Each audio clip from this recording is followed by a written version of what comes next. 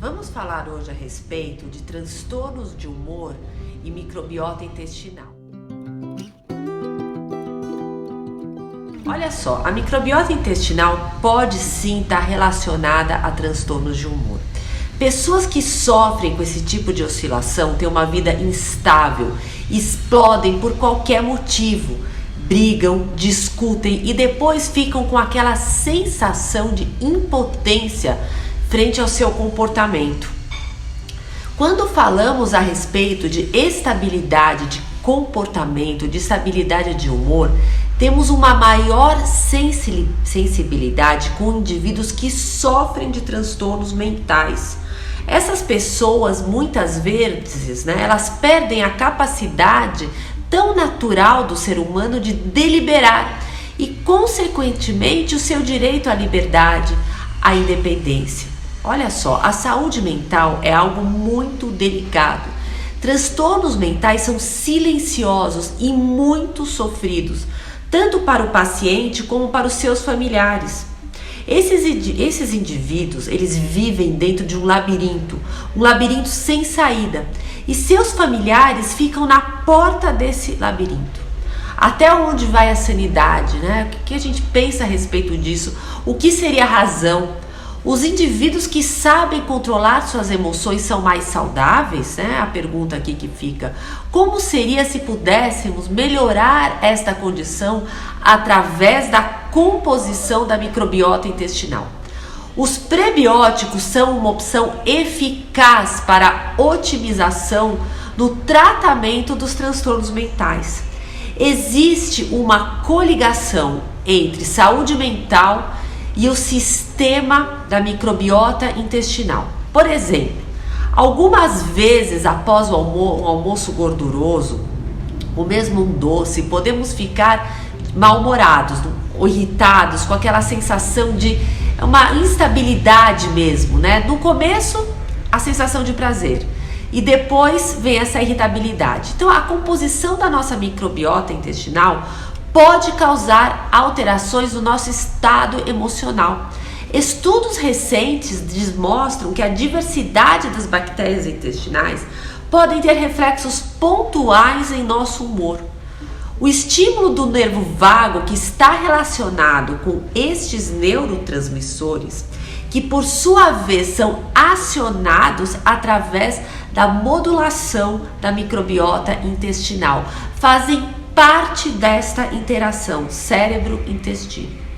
As bactérias intestinais também liberam elementos que otimizam a produção de neurotransmissores, que, por serem mensageiros químicos, conduzem impulsos nervosos que são fundamentais para o bem-estar.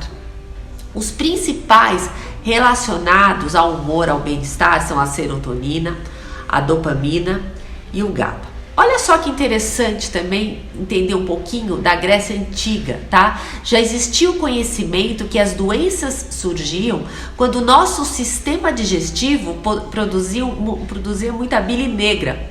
Hoje em dia sabemos que existe um local secreto em nosso intestino, povoado por bactérias que formam um ecossistema, que é capaz de gerar informações para o cérebro, influenciando o nosso comportamento.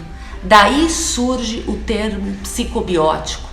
O termo psicobiótico foi criado na Universidade de College Cork, na Holanda, onde a professora Kristen Bergin buscou entender a ligação entre a microbiota intestinal e o cérebro humano, por meio de estudos clínicos. Para ela, no futuro, psicobióticos serão uma opção de terapia para pessoas com depressão e transtornos mentais. Olha que interessante também, no Tratado da Natureza do Homem encontra-se a doutrina humoral. Essa doutrina serviu como base para toda a prática médica ocidental por quase 2 milênios. Muito interessante, né? Essa informação dá pra gente fazer um paralelo com tudo que a gente traz hoje, tá? Basicamente propõe que o corpo é composto por 4 humores: sangue, flegma, bile amarela e bile negra.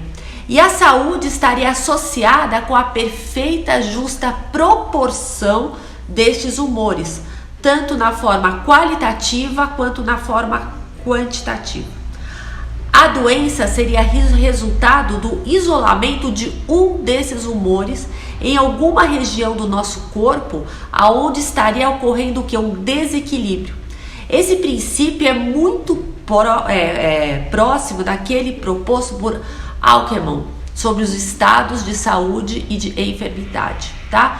Portanto, nos tempos remotos já existia a hipótese que as nossas emoções poderiam adoecer nosso corpo, que havia uma comunicação real entre os nossos órgãos e o nosso cérebro.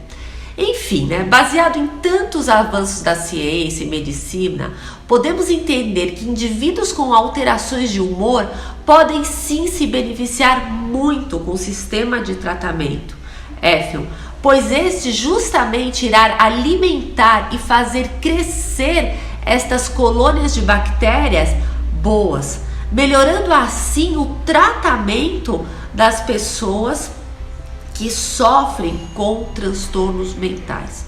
Seria um tratamento contínuo no cerne do problema. Reflita a respeito que a melhora da saúde pode também ser uma escolha. Muito obrigada pela presença de todos, doutora Priscila Ferraz Alves.